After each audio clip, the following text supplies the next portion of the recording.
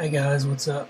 So, I've been trying for days now to upload part 2 of my Batman vs. Superman review for you guys, but for some reason it keeps getting flagged now. So, this one's going to be a little more me and a little less film shots, I guess. So, but it's still as good a review as part 1.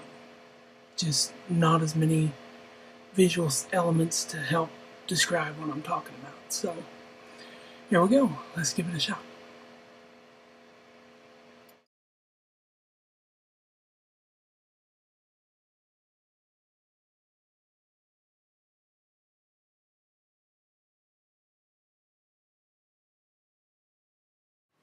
So,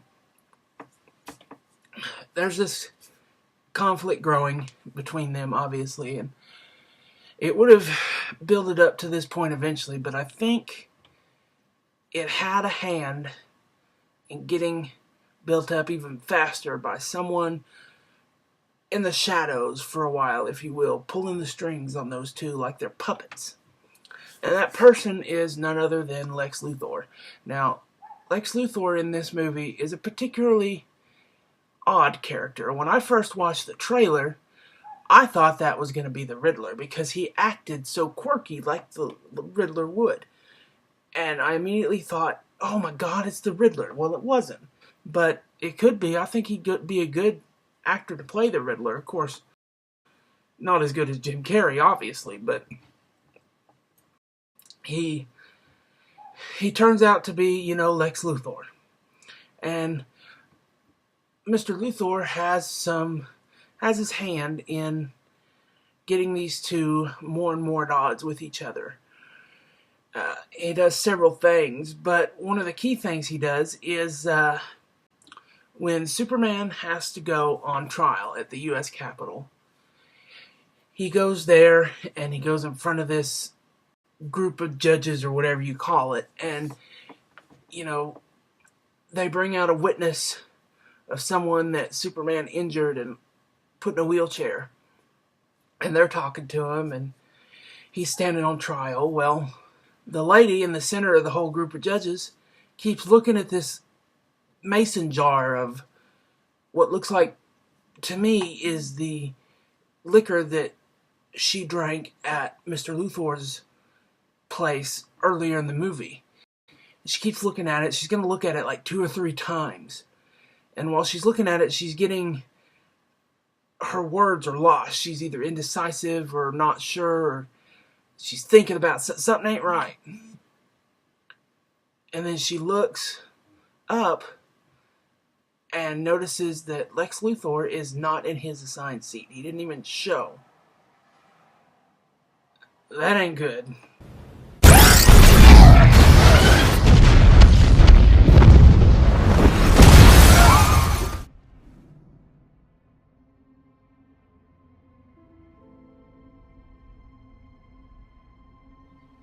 So, as you can see, Lex Luthor is quite the manipulative and creative. He's very smart.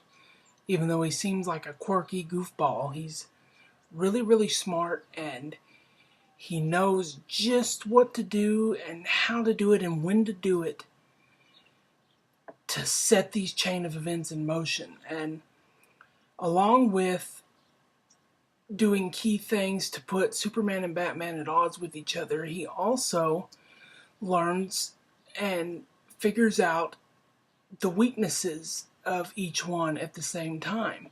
For instance, he wanted to talk to Superman, and Superman was wanting to know who is trying to, more or less, I guess I'd say, frame him. So, what does Lex do? Lex traps Lois Lane, which is Superman's girlfriend. They're on the roof of a building, and he pretty much tells her, Superman's weakness is her. So, he pushes her off the roof, knowing that Superman will fly, swoop in, catch her, and save her, which, ta-da, he does. And he saves her, drops her down, they have a little make-out session, and then Superman bust up in the air to take off to the top of the building, where he confronts for the first time as Superman Lex Luthor. When he gets on the roof, Lex is babbling on about some crap, and Superman hardly says a word, but Lex is talking to him, and he refers to Superman, Clark Kent, as God. And he makes sure to let Superman know he knows his full name, Clark Joe Kent. So now he knows that Lex knows all about him. And he refers to Superman as God, and then he starts talking about how he doesn't believe in God, and if he does and there is a God, then God is not as powerful as they say. And we learn that Lex has some daddy issues going on there. See, what we call God depends upon our tribe, Clark Joe. Because God is tribal. God takes sides. No man in the sky intervened when I was a boy to deliver me from Daddy's fist and abominations. God is all-powerful. He cannot be all good. And if he is all good, then he cannot be all-powerful. And neither can you be. And then he proceeds to tell Superman that, he has, his petty problems with him, and that he is going to show the world that Superman is flawed and can have blood on his hands. And the way he's going to do this, ta-da, is he reveals that he has been setting up this gladiator match. He wants Superman to go to Gotham and fight Batman. To the death. God versus man. Day versus night. Son of Krypton versus Bat of Gotham. Superman looks at Lex and, he's just like, you really think I'm going to fight him for you? I mean, come on now. And Lex pretty much tells him, yeah, I think you will. If you want to save that special lady you love.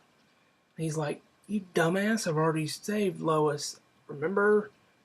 And he's like, I'm not talking about Lois, bud. No. Every boy's special lady is his mother. That's right. Lex even went as far as to capture Superman's mother. So now Superman is angry, pissed off, but he has no choice. He has to fight the Batman or his mother dies. Lex said, bring me the head of the Bat. So, now the events are about to take off into the grand finale.